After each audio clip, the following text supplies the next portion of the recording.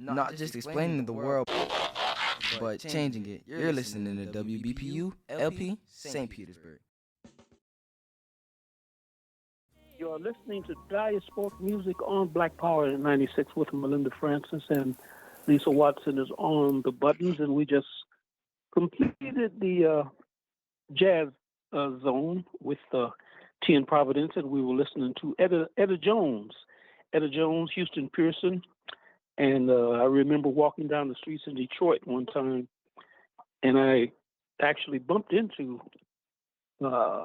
Houston Pearson and Etta Jones, and the reason I didn't really recognize them at that point, but they were with a man by the name of H.B. Barnum, and H.B. Barnum was my next door neighbor for many years, and H.B. was with them, and we kind of kicked it for a minute. I was slipping into darkness at that particular time. I was underground, but I tried to call my brother H.B. Barnum, and he's living in the Hollywood Hills. I hope everything is all right. I couldn't get him.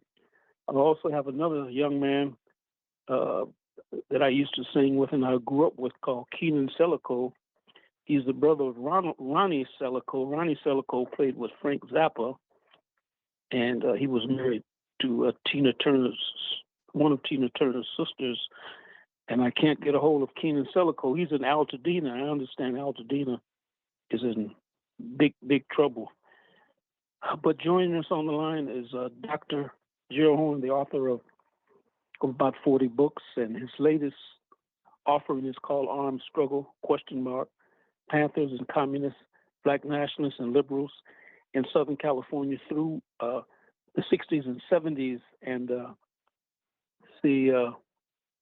looks like a great work. And Dr. Horne, how are you doing today?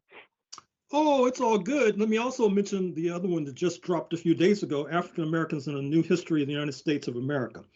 And now that you raised Los Angeles, I should also say that this should be the occasion for deeper activism and thought with regard to the political economy in the United States of America. That is to say, as many climate scientists have suggested, this tragedy of wildfires that have exploded in Los Angeles in the past 6 to 7 days, destroying thousands of structures, leading to more than a dozen deaths and counting, is largely a product of the collision of climate change and the environment with backwards politics. That is to say, ascending to the White House within a few days will be a climate change denialist, Mr. Trump, backed by almost 80 million of his fellow citizens, who has this slogan of drill, baby, drill. That is to say, continue to extract fossil fuels and burn them. And that, according to climatologists, then leads to overheating of the planet with particularly damaging and detrimental effects in Los Angeles, which has been undergoing a customary pattern in recent months of drought, with the area being bone dry at a time when the Santa Ana winds blowing in from Nevada and Utah act like bellows with regard to fires, at a time when I'm also afraid to say that the mayor, Karen Bass, is, excuse the expression, under fire, because it is suggested that she was not sufficiently generous to the fire department, although overly generous to the police department. And then she had left for the inauguration of John Mahama as leader of Ghana, West Africa. But as other analysts have noted, this may not have been as innocent a visit as it appeared at first glance, because she also has an affiliation with the National Endowment for Democracy, which is a notorious U.S. intelligence front bent on interfering in the internal affairs of sovereign nations. And given the fact that Ghana has a large and substantial Black American expatriate community, that provides cover for such daring do. And I should also point out that Mr. Mahama considers himself to be an ideological descendant of founding father Kwame Nkrumah, overthrown in February 1966 at a time when a Black American, Franklin Williams, a former NAACP leader on the West Coast, was serving as U.S. ambassador. In any case, the right wing has not pointed to what I've just articulated in typical demagogic fashion. And this becomes the excuse for everything. That is to say, when Boeing planes drop out of the sky, it's due to DEI, diversity, equity, and inclusion. The fact that supposedly you had Black engineers who were designing these planes. As a matter of fact, some of the conservatives say that when they get on a plane and there's a Black pilot, they get nervous because they assume that the Black pilot is not qualified and that the plane will go down. And so this episode, this tragic episode in Los Angeles, in many ways, it unveils the demagogy and debilities of the present US political system that does not bode well, particularly given the challenge presented by the People's Republic of China, which is not going away anytime soon.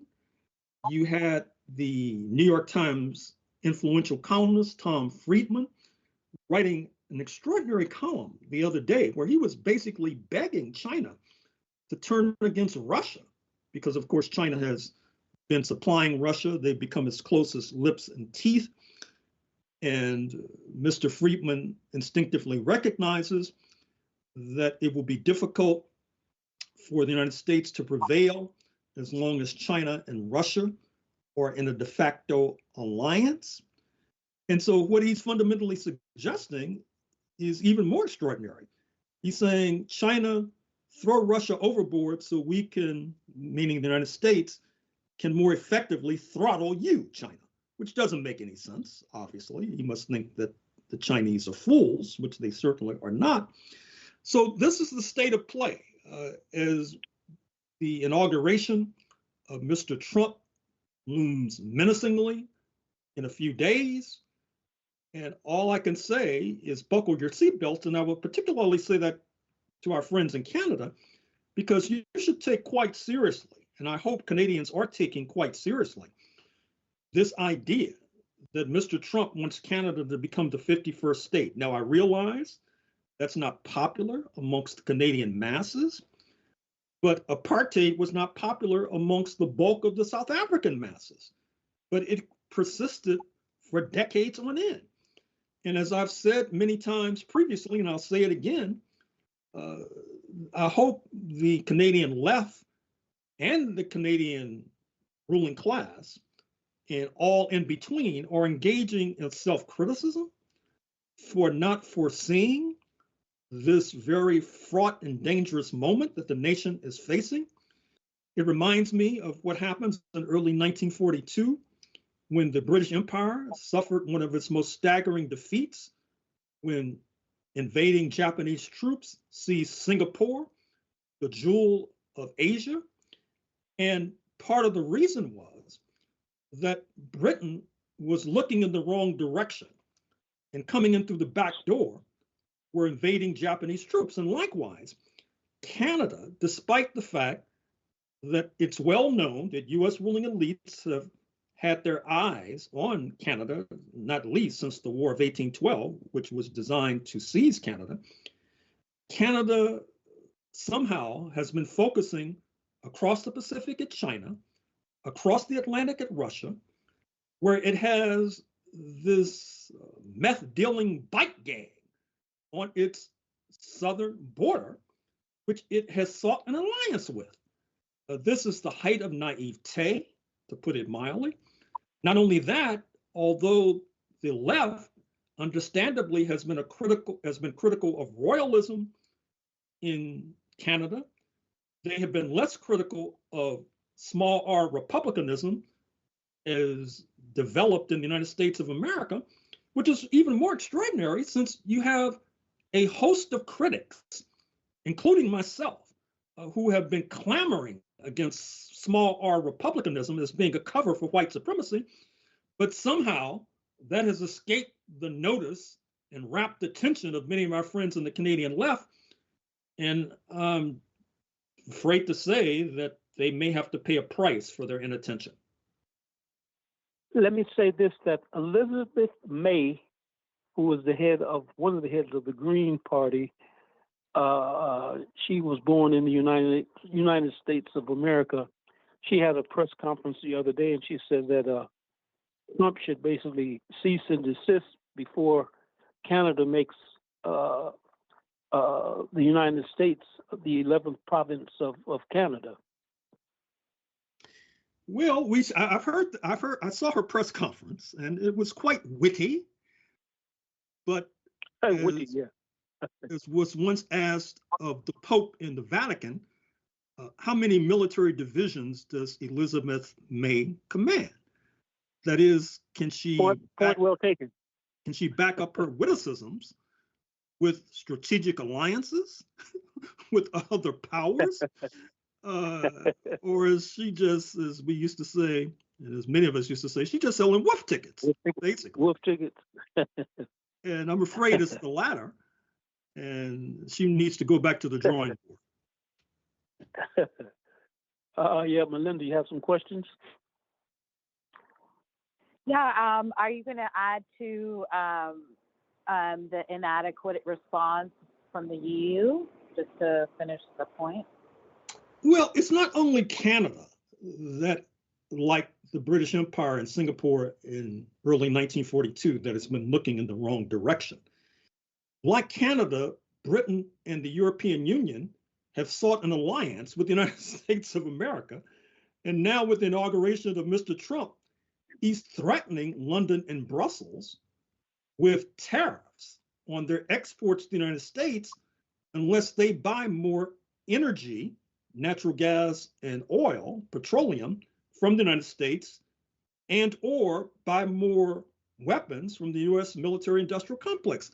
But I will say this, however, for London, and I have to reserve judgment with regard to Ottawa, at least for the moment. As we speak, the Chancellor of the Exchequer in London, who by some measures is number 2 behind Prime Minister Sir Keir Starmer, is in Beijing. And as one critic put it, she brought her begging bowl with her. That is to say, she's trying, speaking of Rachel Reeves, to get the People's Bank to loan more money to Britain to keep its economy afloat. And most likely her prayers will be answered, but at a cost, which will be, I'm sure, to the detriment of the so-called special relationship between London and Washington. And there hangs a tale, because we, in a certain sense, have entered Cold War II. Recall that during Cold War I, even though many nations tried to become neutral or to be neutral, at the end of the day, US imperialism said that neutralism basically meant you were a closet supporter of the Soviet Union. And I dare say that during Cold War II, you'll have a similar analysis, which does not bode well for the smoothness of bilateral relations between London and Washington. But at least with regard to Great Britain, I see a certain amount of realism coming out of 10 Downing Street, that is to say, Sir Keir Starmer and his minions. I'm still waiting to see a similar realism in Ottawa. Now, to be sure, since Justin Trudeau has stepped down, there's a kind of vacuum in Ottawa. But even if he were in office, I hadn't seen any indication that he was willing to embark in a more dramatic direction. And certainly, if the Tories come to power, which seems to be in the offing, that will be a concrete step towards Canada becoming the 51st state, in which case you can kiss your healthcare system goodbye because it will be subjected to privatization.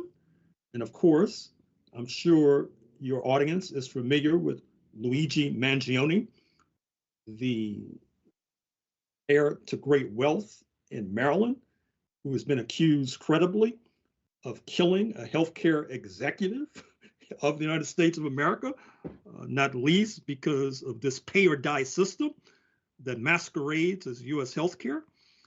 And so this is the gloomy scenario that Canada is facing.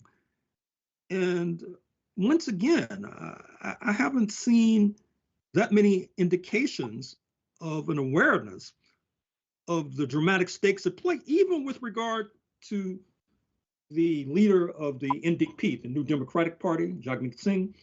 I've been watching his press conferences, and like Elizabeth May, he's been selling lots of wolf tickets, but I don't necessarily see any recognition of a need for strengthened alliances to confront U.S. imperialism. We wanted to deal with, you had some new book reviews you wanted to talk about. Well, sure. I just finished interviewing for KPFK, Pacifica Radio's program Freedom Now, a book called The Internal Colony, Race in the American Politics of Global Decolonization. Recall that it was not so long ago that many of our leading activists and thinkers, including the Black Panther Party, Malcolm X, were touting Black Americans as being subject to internal colonialism. This goes back at least to the 1920s and the writings of Harry Haywood and the Communist International and the U.S. Communist Party. Of late, that idea of internal colony and internal colonialism has not been as prevalent as it once was, but I dare say that as conditions continue to deteriorate in this country, that we'll see a resuscitation of this idea of internal colonialism. Sorry, go ahead. Oh, had you finished? Yes. Sorry, I had a call that was interrupting me that I chose to ignore. But let me also mention a book called Africa Town by Nick Tabor, Tabor. Africa Town, America's Last Slave Ship and the Community It Created. Approximately 1860, it was documented that a ship containing enslaved Africans landed in what is now Mobile, Alabama. And the descendants of those enslaved people, called this is on the verge of the Civil War, are still in that part of Alabama. My understanding is that David Hilliard, the former chief of staff of the Black Panther Party, has roots in Africa Town, that community. Yes, he does. Zora Neale Hurston, the writer and anthropologist from Florida, has written a book as well, where she interviewed some of the descendants from West Africa, for example. And the book is interesting. I recommend it. I don't want to cut you because I wanted to mention a brother by the name of Anthony Watson, who replaced Eugene Record in the Shylights. He's from Africa Town. He was born in Mobile.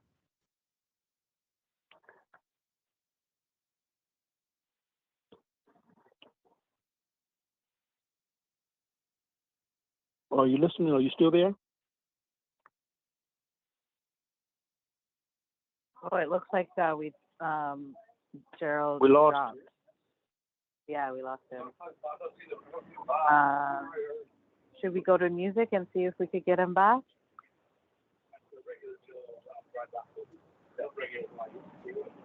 Hello. Oh, yeah, were you still there? Back. We lost you. We lost you, sir. Yeah, I was interrupted. Yeah. Sorry. I tried to kill a call coming in on another platform, but it bogarted its way over Skype. Okay. Yeah, I was asking you about this brother by the name of Anthony Watson, who was born in Mobile, Alabama. He replaced Eugene Record in the Chi-Lites, and he also spent a lot of time in Jamaica. He has a reggae rendition of "Have You Seen Her," which you can check out on YouTube. Mm-hmm. Let me also mention, I'm doing this book on China now, researching. And so I'm doing a lot of reading on that part of Asia. And I just finished a book by David Klein, Twice Forgotten, African Americans in the Korean War, an oral history. And one of his characters is a brother by the name of Clarence Adams, who fought with the US side in Korea, then defected after taken prisoner by the People's Liberation Army in China, wound up living in China, learning Chinese. Then he returns to the United States, to his hometown, Memphis, Tennessee, where he opens a Chinese restaurant, believe it or not. And he also has a memoir, which I'm going to start reading next week. There were a number of Black Americans in particular who defected to the Chinese side during the war in Korea.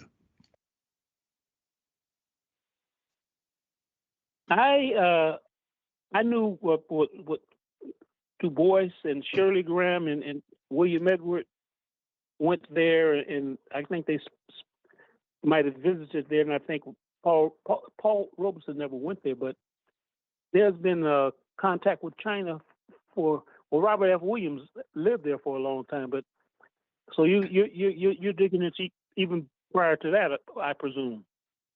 Oh yes, and before, as I said, I've just started research on this China book, but right now I've begun writing, I should say, this Asia Pacific book focused on the Hawaii coup of 1893 and the roots of U.S. imperialism in the Asia Pacific. And one of the points I'm going to be putting forward in this particular work is not only the armed resistance that indigenous Hawaiians put up against the incursions of the racist Republicans who seized power by dint of overthrowing the monarchy in 1893, but also the attempt by the indigenous Hawaiians, who were probably the most sophisticated diplomatically and politically of the indigenous people that U.S. imperialism and colonialism were able to overcome. They were not only trying to broker alliances with Chinese in the 1890s, but also with the Cherokees of the North American mainland. And the position of Black Americans is also striking because Hawaii, as you know, was just a stepping stone to the United States seizing the Philippines from the decrepit Spanish Empire in the War of 1898. And you had thousands of Black American troops who fought in the Philippines. One of the more notorious is a character in my book, David Fagan, Fagen, who defected to the Filipino side and was known as one of the fiercest combatants against the US military. Apparently, he was captured and killed, although questions remain. Well, I think it was John Singleton was attempting to make a film about, there's a lot of Africans in the African people were born in the United States and the Philippines, and I think what's his name, Rodman has some links to the Philippines, I believe. Dennis Rodman, the great basketball player, if I'm not mistaken. You are not mistaken. And of course, a former colleague of mine at the University of California in Santa Barbara, speaking of Ed Guerrero, who is Afro-Filipino, a noted film studies scholar. I recommend his book on Black film from the 1960s and 1970s. And there were ties of singular intimacy between Black Americans and Filipinos, and I should say Filipinas as well, that persist to this very day. Dorsey High School in Los Angeles, California, Fremont, Los Angeles, California, Manual Arts. We always had I grew up in Los Angeles, and there was always relationship between the Filipino community and the Africans. And I don't know if I should say this, but when I became a Catholic, I had a Filipino guardian, and so yeah, we know quite a bit. We always had mostly a progressive, a positive relationship with Filipinos. Do you think that imperialism has split the third world people inside the United States? Am I correct in saying that? Well, to a degree, yes. To a degree, no. Certainly, the tossing overboard of the internationalists amongst us. I'm thinking of Paul Robeson, who, by the way, wrote a foreword to the interesting book by Luis Taruc, Taruc, who was a leader of the so-called Huck Rebellion, HUK, which was this militant armed resistance against U.S. colonialism post-1945. And right. was quite bloody. In fact, the writer William Pomeroy, who wound up writing quite a bit about apartheid and took up exile in London, he was also part of the Huck Rebellion, for example, HUK Rebellion. So when folks like Robeson are undermined, that obviously undermines internationalism, makes it more difficult to establish these kinds of relations that we so desperately need today. But I remain optimistic that we'll be able to restore these relations, although I must say, I follow a lot of the Black YouTubers, and it's really remarkable how little they have to say about what's going on outside of the United States. Now that there's a kind of mass movement around Palestine, they do comment on that. But crickets, radio silence with regard to the rise of China, ditto with regard to the Russian intervention in Ukraine, little to say about the Chinese foreign minister's visit to African nations, little in January 2025, little to say about the alliance of Sahel states and the challenge to French neocolonialism. It's really remarkable. And then with regard to the United States, obviously the correlation of forces are not in our favor, to put it mildly. And so you would think they try to draw the lessons of the past and lengthen the battlefield. And of course, you raise that, they'll tip their hat rhetorically, but then go on with their usual pattern. And this is obviously a direct result, not only of the gutting of internationalism as symbolized by Paul Robeson, but despite the bluster and bravado, it's also a recognition of the reality that if you're going to be Black and internationalist under Trumpism, you're going to have problems. And the dearth of internationalism, I think, despite the bluster and bravado, is a recognition of that grim and bitter reality. You spoke briefly about Mahama's inauguration in Ghana. Could you talk about Maduro's inauguration in Caracas, Venezuela? Well, sure. I mean, it's very controversial from Washington's point of view, not from Cuba's point of view, not from Nicaragua's point of view.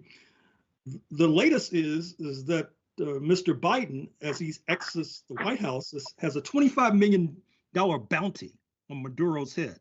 That is to say, if you turn over Maduro, they'll write you a check for $25 million in the United States of America. Thus far, not least because of the assistance from Cuban intelligence and Cuban military, there doesn't seem to be the reality that that $25 million check will have to be written. But certainly, the destabilization of Venezuela continues apace. There are thousands of Venezuelans now in the United States of America. I understand that your Tory leader, in fact, has a Venezuelan spouse, if I'm not mistaken. And yes, which does not bode well for Ottawa-Caracas relations if he comes to power. Also, Venezuela is being blamed for the unrest in neighboring Trinidad and Tobago. It is said, in the US press at least, that the state of emergency, de facto, that has been declared in Port of Spain has a lot to do, says the US press, with the influx of Venezuelans, for example. Now, fortunately, during the inauguration of Mr. Maduro, Mexico had high-level representatives there. I'm afraid to say that Chile and Brazil have not been as forthcoming and forthright with regard to supporting the Maduro regime. In fact, it suggested that Brazil actually vetoed Venezuela's effort to join the BRICS, Brazil, Russia, India, China, South Africa. I guess they split the difference because apparently they did not veto the ascension of Cuba to the BRICS, which was just awarded, shall we say, 70 million tons of, or was it, excuse me, 70 tons, excuse me, of of heavy equipment from China, the leader of the BRICS. So that's the state of play as we speak. You have another question, Melinda? Yeah, I guess you want to do your reflections on January 6th, 2021? Well, it was an attempted fascist coup. It was spearheaded by a heterogeneous mixture of class elements, CEOs flying in on private planes, declassed elements, cops, military veterans, active duty soldiers, lumpen elements in profusion, small businessmen, etc. The idea was to return Mr. Trump to power. Basically, what we have in the United States right now is a rather unfortunate state of affairs whereby when the right loses an election, they try to overthrow the existing order. And when they win an election, apparently that was the case in November 2024, everything is peaches and cream, everything is cool. This is unsustainable.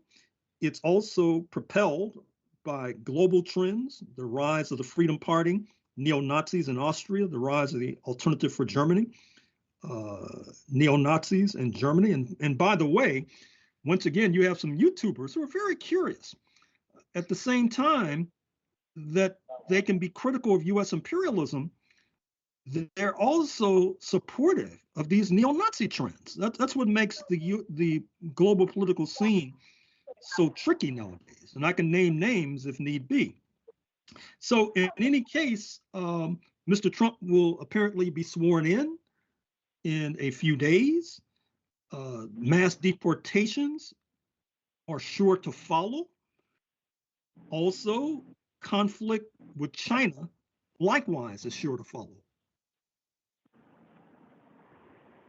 Now, Dr. Horne, can he actually, can he just do that on his own, or does he have to go through the Senate, the Congress, or does he have the power to, if he says so, it is so? Well, I would say it's a little bit of both. That is to say, there'll be lawsuits, there'll be legal hurdles. Mr. Biden has just extended the so-called temporary protective status for many Venezuelans and Haitians, for example, supposedly under law. They cannot be deported before the fall of 2026. But J.D. Vance, the incoming vice president, has already suggested that if the court makes rulings that the White House does not agree with, they will ignore the court rulings, for example. So the United States is headed towards a kind of lawlessness that, in a sense, has been predictable. And I trust and I hope that our friends in Canada will not fall victim to same. Well, I think that there are a lot of people from the U.S. trying to come this way. What about what do you think about people going to but Americans, period, attempting to go to Mexico? Is that an option? Of course it is, and there's already a large group U.S. nationals in Mexico and keep the light on for me, because I'll probably be heading north of the border soon myself. Yes, sir. Thank you very much. And next week we'll continue this discussion. And I would like to thank Lisa Watson for her technical brilliance per usual. And Melinda Francis, is there anything else you would like to add, my good friend? Well, I hope that listeners stay safe. And we state these facts only to let you know that those of us who are revolutionary, Pan-Africanists, is not because we love revolution. It is historically determined, and we have no alternative but to follow history and to use history for the benefit of our people.